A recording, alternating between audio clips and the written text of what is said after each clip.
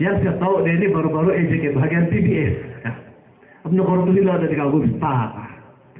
Dia adalah, kalau yang orang bilang mengatakan Datuk ini kononnya adalah raja kata-kata, si Nestor ini adalah kulit-kulit kata-kata.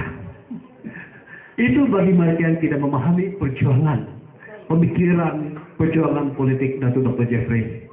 Dan saya amat bangga karena setelah menerima perjalanan parti politik, pemikiran politik Datuk, saya rasa bangga karena ditemukan seorang yang tidak kenal panas lelah berjuang perkara yang orang lain tidak peduli, yaitu Datuk Dr. Jeffrey Kitingan. Apa gunanya banyak parti? Apa gunanya parti menyertai parti-parti politik yang lain kalau parti politik itu tidak mampu mengangkat perjuangan kita? Masalah dengan pemimpin parti kita, kalau mereka tidak mampu mengangkat perjuangan itu, mudah saja undur diri saja. Bagilah mereka yang mampu, yang bersemangat, yang memberi keupayaan untuk mengangkat perjuangan tersebut. Masalah kita ini, pemimpin kita hari ini tidak mau undur diri. Orang Indonesia bilang tidak lengser perkawinannya, takut melepaskan jawatan yang tinggi itu. Mereka hanya menjadi penghalang kepada perkembangan perjuangan sebenarnya. Jadi apa guna kita berada dalam parti politik yang tidak mampu mengangkat? Nanti kalau itu parti politik itu gugur, kita akan gugur bersama. Pemimpin kita ini yang didatangkan, dibentuk ini diibaratkan dengan rebung ini. Rebung bambu ini ada dua. Ada rebung yang tumbuh dari tanah, dari akar. Ada rebung yang tumbuh di dahan itu bambu, kan? Rebung yang tumbuh dari bambu itu adalah rebung yang besar. Dia akan bertumbuh daripada rumput yang sama. Manakala yang rebung yang satu ini tumbuh di dahan itu bambu. Yang tumbuh di dahan bambu itu paling-paling yang akan terjadi, dia akan menjadi ranting bambu. Tapi dia bilang, hoi, saya pun sama tinggi dengan pokok bambu. Saya pun sama tinggi dengan dia. Saya rapat dengan ini pokoknya, dia bilang. Ketika bambu itu diambil, ditebang, apa jadi dengan ranting? Kalau bambu itu diambil untuk buat pagar, buat rumah dan sebagainya, ranting akan dibuang, dibakar. Paling-paling pun boleh buat pemburi balatung. Tadi bagi rebung yang tumbuh dari akar, dalam rumpun yang sama, ketika bambu-bambu lain itu diambil, dia terus berkembang, dan terus menghiasi rumpun bambu tersebut. Jadi inilah kepimpinan yang kita mahu bentuk di kalangan orang-orang kita. Patah tumbuh, hilang berganti. Kalau kita tidak mampu lagi mengangkat perjuangan itu, undur diri bagi peluang pada mereka yang mampu, yang bersemangat, berpengetahuan. Kalau begitu pemikiran pemimpin kita, tidak mungkin pemimpin kita yang begitu hebat itu akan mencari landasan-landasan yang lain untuk memastikan perjuangan itu dapat direalisasikan. Jadi syukur tapi dari pengawi, Datuk Dr. Jeffrey tidak putus asa. Kita perlu memahami perjalanan politik beliau. Perjuangan beliau bukan baru yang diisytiharkan, tidak lama lagi dibubarkan pihak Parlimen Ta'adun. Sudah 20 lebih tahun lepas. Sejak tahun 86, dia telah bersuara, menegur pemimpin-pemimpin Malaya, memberi nasihat kepada pemimpin-pemimpin Sabah bahwa ini sepatutnya diperjuangkan. Dan dia telah menulis buku 20 perkara yang menjadi asas, menjadi permasalahan antara perhubungan Sabah dan Kuala Lumpur. Tapi malangnya buku itu telah diharamkan, tidak dibenarkan untuk diterbitkan oleh Kuala Lumpur. Sebab isi kandungannya itu sangat dahsyat bagi pemimpin Kuala Lumpur karena membongkar segala manipulasi yang mereka lakukan sehingga rakyat Sabah tidak memahami hak dan terus bergantung pada Kuala Lumpur. Lepas itu, walaupun tidak diterbitkan, beliau membawa perjuangan ini dalam PBS pada tahun 91. Ketika itu perjuangan PBS sudah tidak begitu jelas. Hanya membangun pembangunan biasa-biasa saja, macam di parti-parti politik lain. Tapi ketika perkara 20 ini, perjuangan yang telah dibongkar oleh Datuk Dr. dimasukkan dalam manifesto PBS telah menjadi hero dalam politik Sabah. PBS telah menjadi terkenal dan ketika itulah PBS telah menjadi parti politik pilihan rakyat Sabah dan cemerlang, berjaya dengan cemerlang. Tapi sayang sekali Dr. Jokowi, mereka tidak telah mendalaminya.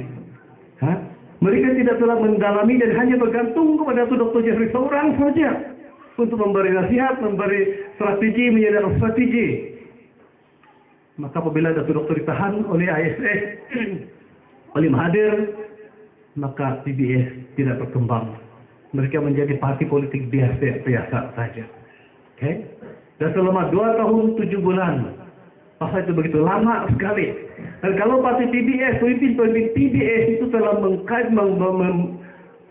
menggali apa sebenarnya yang telah dimulakan oleh Dr. Jeffrey, saya pasti tidak mungkin PBS akan menyertai semula dalam Barisan Nasional.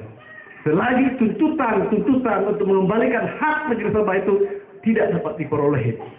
Tapi sekarang tersayangnya, mereka tidak buat kerja rumah. Mereka tidak melakukannya. Tidak pun membuat kerja rumah untuk menggali apa sebenarnya kandungan perjuangan yang diperkenalkan oleh Dr. Jeffrey. So, selepas dikeluarkan daripada ISA, Dr. Jeffrey telah berjaya memberi kefahaman kepada pemimpin Kuala Lumpur tentang apa sebenarnya masalah yang berlaku di Sabah. Pengertian tentang perjanjian Malaysia. Ini yang sepatutnya ada tagisan yang the silent cry of Sabahan Gade. Ada tangisan yang sunyi terpendam dalam sanubari orang-orang Sabah. Yang kita sendiri tidak tahu. Tapi semangat itu membawanya kepada kita. So, selain merasakan penderitaan dalam ISA, Datuk, saya katakan tadi, telah berjaya memahamkan kepada Kuala Lumpur apa sebenarnya perkara-perkara mereka harus paham terhadap Sabah. Dan selepas itu bila dia dikeluarkan, dia mahu meneruskan perjuangan untuk menjadi agen untuk mewujudkan persepahaman Kuala Lumpur dan Sabah. Jadi malangnya pemimpin parti politik di Sabah, terutama sekali PBS, sanksi tidak boleh memberi kepercayaan. Sehingga dalam satu pertandingan bersorat agung, Datuk Dr. Jeffrey cuba dicalonkan untuk menjadi salah satu daripada AJK tertinggi dalam PBS. Dia tidak telah berjaya. Apa boleh buat? Macam mana lagi? Maka dia telah ditawarkan oleh Parti Akar. Ketika itu Parti Akar itu hampir tenggelam dan telah dijemput untuk menyertai Parti Akar. Dan dengan senang hati Dr. Jeffrey telah menyertainya untuk memperbaiki Parti Akar. Dengan kepintaran, dengan segala upaya dia telah membawa Parti Akar ini ke satu kedudukan yang dikenali. Ramai pengikutnya sampai dia punya logo yang bermula daripada Revolusia telah diganti dengan berjabat tangan juga. Tapi ketika Parti Akar itu, pimpinan Parti Akar cuba menyerahkan pimpinan kepada Dr. Jeffrey, Pendekar Amin pula buat perangai. Pendekar Amin sebagai orang-orang saya percaya dia adalah di antara orang-orang yang digunakan oleh pemimpin Kuala Lumpur, telah menghalang usaha untuk menjadikan Dr. Jeffrey menjadi presiden Parti Akar. Karena Kuala Lumpur itu tidak langsung mahu melihat Dr. Jeffrey mengetuai satu-satu parti, karena mereka menyadari bahwa Dr. Jeffrey mempunyai keupayaan luar biasa yang mampu membawa sokongan ramai orang Sabah. Maka Pendekar Amin lebih rela untuk membubarkan Parti Akar daripada menyerahkannya kepada Dr. Jeffrey. Dan dia telah mendapat hadiah sampai sekarang menjadi speaker Dewan Raya. Kemudian parti PDRF pula datang menawarkan pada Dr. Jeffrey, tolonglah perbaiki parti kami. Parti kami ini semakin lemah. Tapi saya percaya dengan kebolehan Datuk ini boleh memperbaiki parti. Maka dengan senang hati dia telah bersama dengan PDRF dengan harapan perjuangan itu dapat dibawa bersama dalam parti PDRF. Ketika PDRF sudah mula berkembang, dikenali dan ramai pengikutnya, sekali lagi presidennya membatalkan hasrat menyerahkannya kepada Dr. Jeffrey, dan usaha untuk memimpin parti itu untuk menjadi parti membawa perjuangan untuk Sabah itu tidak berjaya. Maka Dr. Jeffrey meninggalkan parti PDRF. Jadi apa jadi? Orang bilang dia melompat. Tapi doktor mempunyai perjuangan yang jelas. Walaupun berubah parti, tapi perjuangan tidak pernah berubah. Dan kemudian datanglah ini Parti Keadilan. Dan sebelum tentang keadilan, tentu sekali dengan pemahaman begitu, Datuk Dr. Jeffrey telah melihat bahwa pemimpin Kuala Lumpur ini langsung tidak serius untuk membantu Sabah untuk mencapai perjuangannya. Mereka tidak berminat untuk membantu Sabah memperoleh kembali kuasa kemerdekaan.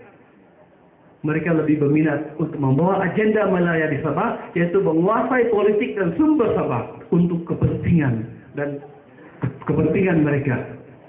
Jadi begitu pada tahun 2004 Datuk telah mengetuai satu gerakan atau satu barisan bebas dalam pilihan raya. Tapi ketika itu Barisan Nasional sanggup kuat dan tidak berjaya juga.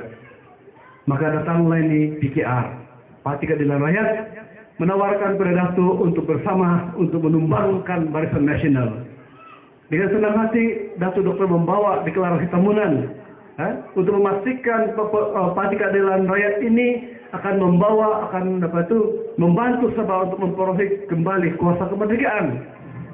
Sepanjang bersama dengan Parti Keadilan, Datuk Dr. Jeffrey telah memahami sebenarnya bahwa Parti Keadilan ini tidak boleh menjadi landasan untuk memperjuangkan hak-hak Sabah. Beberapa perkara yang telah coba dibawa. Datuk telah coba membawa isu Sabah, meminta pada Anwar untuk membenarkan beliau membawa isu Sabah kepada Parlimen British. Tapi Anwar tidak benarkan.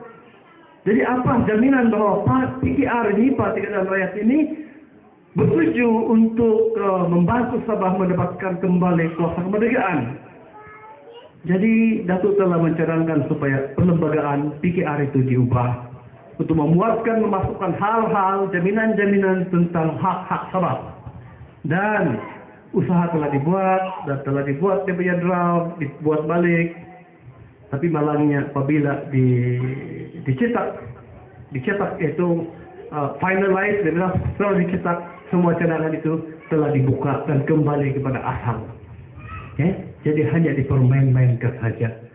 Jadi itu telah menggambarkan bahwa kepimpinan PKR itu tidak serius, tidak ikhlas untuk membantu kita di Sabah untuk memperoleh kembali kita punya kuasa kemerdekaan. Ternyata sekali bahwa mereka hanya berminat untuk mengambil alih daripada UMNO. Jadi sedangkan perjuangan Sabah ini adalah untuk mengambil semula kuasa kemerdekaan yang telah diambil oleh Kuala Lumpur, oleh UMNO sejak tahun 63. Dan bukannya memindahkan kuasa kemerdekaan itu daripada UMNO ke PKR. Itu yang harus kita jelas. Agenda Malaya itu jelas. Mereka hanya menguasai kekuasaan kita, sumber kita. Tetapi hal-hal yang berkaitan dengan perjanjian Malaysia itu mereka tidak ikhlas.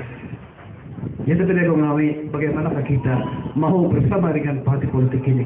Maka Dr. Jeffrey yang tidak pernah putus asa, dia mencari jalan bagaimana untuk memastikan perjuangan ini disampaikan ke setiap sanubari rakyat. Semakin ramai orang Sabah memahami perjuangan ini supaya dia tidak akan bersendirian lagi. Jadi dengan kepintaran beliau, dia telah memohon supaya didasarkan UBF, United Borneo Front. Jadi inilah satu badan yang bukan kerajaan dan bukan parti politik yang telah menjadi landasan untuk bergerak di seluruh pelosok Sabah untuk menjelaskan apa sebenarnya itu perjuangan yang dibawa oleh Dr. Jeffrey. Jadi selepas melaksanakan program-program ceramah-ceramah, seminar-seminar kepada pemimpin-pemimpin parti politik sama ada dalam Barisan Nasional atau dalam pembangkang, dan kepada orang-orang kampung sampai kepada orang-orang profesional di luar bandar dan di bandar, banyak cadangan yang telah dia terima. Datuk, ini UBS tidak boleh bertanding. Macam mana kita berjuang politik kalau ini UBS tidak boleh bertanding? Maka usaha telah dibuat. Usaha telah dibuat untuk mendaftarkan parti. Tapi seperti juga masa-masa yang lalu, Kuala Lumpur tidak akan pernah meneruskan parti politik yang dipimpin oleh Datuk Dr. Jeffrey. Karena memang mereka bimbang. Mereka melihat Datuk Doktor sebagai satu ancaman kepada kedudukan kekuatan Barisan Nasional. Maka tidak berjaya. Tapi dengan Saya percaya ini adalah rencana Tuhan, penyelenggaraan ilahi, satu pertemuan antara kawan-kawan dari Sarawak ketika melewati di Kalimantan. Maka Datuk Dr. Jeffrey memperkenalkan perjuangan UBF ini kepada kawan daripada Patista Sarawak, dan begitu pemimpin Patista menawarkan supaya Patista ini Datuk gunakan untuk menjadi landasan membawa perjuangan ini. Maka beliau telah membawa perkara ini kepada semua EJK tertinggi UBF, berbincang bersama, dan mereka telah menyediakan 16 syarat. Dan rombongan daripada UBF kembali pergi ke Kuching, membentangkan syarat-syarat tersebut, dan syukur pemimpin-pemimpin staf Sarawak tidak ada bantahan. Mereka telah menerimanya tanpa syarat. Bawalah parti ini ke Sabah. Jadikan parti ini sebagai landasan perjuangan rumah kamu sendiri. Kami tidak akan campur tangan. Yang penting kamu jaga ini bagus-bagus. Dia Sarawak kami jaga, Sabah kamu jaga.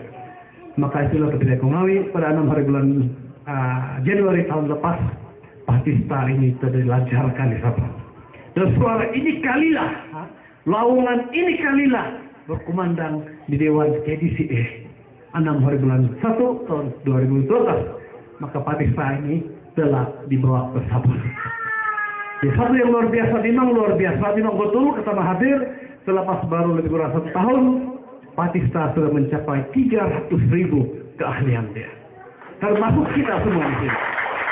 Sedangkan Parti Keadilan yang sudah 6 tahun, 7 tahun di Sabah, baru 60.000. Dan sekarang Patista ini telah berkembang, membawa perjuangan, membawa pemahaman perjuangan sebenar Sabah. Mereka coba pergi ambil alih. Sedangkan slogan pun mereka bilang, ini kalilah. Yang bawa juga ini kalilah. Tapi mereka tidak ada itu istilah, kalau bukan kita, siapa lagi? Kalau bukan sekarang, bila lagi? Itu dia tidak ada. Dia bilang, ini kalilah. Kalau begitu, lagi bagus dia cakap, ini kualilah, bilang. Itu baru sesuai, ini kualilah. Pikir, ini kualilah, dia orang punya kuali. Cari makan, politik cari makan, dia bilang Datuk. Bila dia menegur kata-kata si bumburing. So janganlah pandai-pandai pergi rabut, pergi pakai kalau tidak tahu dia punya pokok pangkal kan. So itulah kebenaran Kongawi. Dan saya punya kes pula yang dikatakan menjadi anak kepada kuli-kuli katak. Dia bilang, ya sungguh menarik. Dari dulu saya memang selalu bercerita dengan Datuk. Saya dengan kepintaran saya, pemahaman politik lakonon di Sabah di Tamunan bercerita. Dan Datuk dengan sembah selamba saya bilang, kamu perlu melihat dengan lebih luas lagi, lebih luas. Apalagi lebih luas. Saya percaya saya sudah bongkar keadaan politik sekarang harus begini begitu dalam keadaan main galak. Kalau BN begini, kalau PBS begini, kalau begini, aja banyak. Dengan selamba saja, mesti banyak perkara perlu diketahui, perlu melihat lebih luas kan. Jadi kalau saya tidak mengambil inisiatif, menerima jemputan untuk mendengar sendiri apa itu UBF punya perjuangan. Pada bulan Mei itu tahun 2011. Lupa sudah saya bilang tuh. Mungkin saya tidak paham. Saya paham dengan 20 perkara. Dari dulu tahun 80 lebih lagi 80-an saya sudah paham 20 perkara dan membacanya. Tapi IGC Global Report Commission punya tidak tahu. Walaupun saya ada dokumen itu diserahkan oleh pakcik saya pada tahun 88 tapi hilang. Saya tidak baca. Tapi syukur baru minggu lepas satu file yang sudah lama tersedip-sedip dalam susunan buku-buku kami di rumah bapak kami, adik saya jumpa. Kalau tengok, ada Global Report tahun 62, ada itu North Borneo and Malaysia tahun 62, ada juga tuntutan Filipina. Saya bilang ini, amngam betul dia sampai. Jadi diperkaya kami pengetahuan dan sungguh-sungguh semua yang Datuk tulis, yang disampaikan dalam itu UBF itu semuanya tercatat di sana. Kata-kata si Tunku Abdul Rahman semua ada di sana. Kebimbangan Tun Fuad semua ada di sana tercatat. Jadi memperkukuhkan lagi. Jadi itulah. Kenapa saya bersama dengan mendengar taklimat di satu kampung di Penampang waktu malam, saya sungguh tertarik. Nah satu lagi di Lotong. Di Lotong, waktu malam juga sungguh tertarik. Begitu pula. Dan saya mula mengikuti ini program. Saya masa itu masih lagi EJK bahagian PBS. Dan suatu masa tahun lepas PBS bulan Mei telah menghantar surat sama saya. Dia bilang, sila tunjuk sebab kenapa menyertai aktiviti UBS, dia bilang. Jadi saya tidak peduli, bulan Mei. Kenapa perlu hantar surat? Sedangkan kami ini kawan, selalu sama-sama dalam EJK bahagian. Kenapa? Telepon sejak mari minum 3J. Cerita apa sebenarnya kau mau ikut-ikut sama dia orang? Bukan budaka. Ini mau hantar surat. Saya bilang kalau main surat-surat. Bukan ketika hari itu saya sudah bahagian di besok kawan semua dan Silverio semua kawan. Kenapa mau hantar surat? Dan suatu masa saya jumpa sama Silverio, ketua pemuda. Kenapa main hantar surat nih? Kalau mau, bagus lagi panggil saya siap bagi taklimat UBS dan semua EJK bahagian. Dan perjuangan UBS itu bukan eksklusif untuk staff saja. Tapi ini adalah perjuangan untuk semua. Kalau PBS mampu mengangkat ini, alangkah bagus, saya bilang. Oke, dan saya bercerita sama Datuk. Datuk memang betul, ini UBS ini sangat bagus dia perjuangan. Ketika itu, sebelum parti start sampai tahun 2011, saya coba usahakan untuk Datuk, marilah coba bawa ini dalam PBS. Sebab dulu PBS sudah memulakan perjuangan itu, tapi tidak mendalaminya. Dan Datuk setuju. Dan ketika saya membawa cerita ini kepada EJK bahagian PBS, mereka bilang, mana boleh kita bincang kalau dia belum hantar lagi surat permohonan, beberapa permohonan. Lalu saya bilang, bolehkah PBS bahagian mengusahakan supaya kita bawa Dr. Jeffrey, Dr. Alex Kiel, Dr. Moses King, Dr. Nayan Ambu semua dalam PBS. Tapi PBS sekarang ini berupa kambing, tidak kuat lagi. Saya bilang kita tidak boleh buat itu kalau dia belum hantar itu orang. Lain juga. Kenapa tidak kita usaha untuk pergi bawa dia orang? Takkan tunggu dia orang hantar orang. Jadi saya tercabar, saya mengambil borang, bawalah. Kita dapat isi bincang, setuju. Tapi ketika finalnya pada ujung-ujungnya mereka mempersoalkan keikhlasan. Okay. Satu ketika Datuk Datuk Justina Lip berbincang tentang hal ini bersama dengan Tan Sri, dengan si Lewan, dengan si Dulin, dengan si Basel semua di Seven Lodge. Dia bilang si Justin, Tan Sri ada ini usaha ada investor untuk membawa dokter masuk dalam PBS balik. Kalau dia mengerti perjuangan UBS, apa? Itu bagus, senang kopi ke Tan Sri. Tapi simbar, pergi Lewan kalau aku ditangsi, kalau kami menolongi borang itu, jaminan driver yang isi itu borang, enggak hanya tahu. Apa boleh buat yang lain-lain, itu kata-kata begini, batu api. Jadi Tasri bilang, kalau begitu suruh dia isi balik borang lah, hadiah. Sedangkan usaha kami, saya dengan Justin itu sudah jauh. Saya berjumpa dengan Datuk Hendrus Amin 2 kali, berbincang hal itu. Okay? Mereka telah buat appointment berjumpa saya, Datuk Hendrus Amin, Datuk Dokter dan Justin. Bila sampai ke dalam macam itu, mereka tidak ikhlas. Mereka mempersoalkan keikhlasan.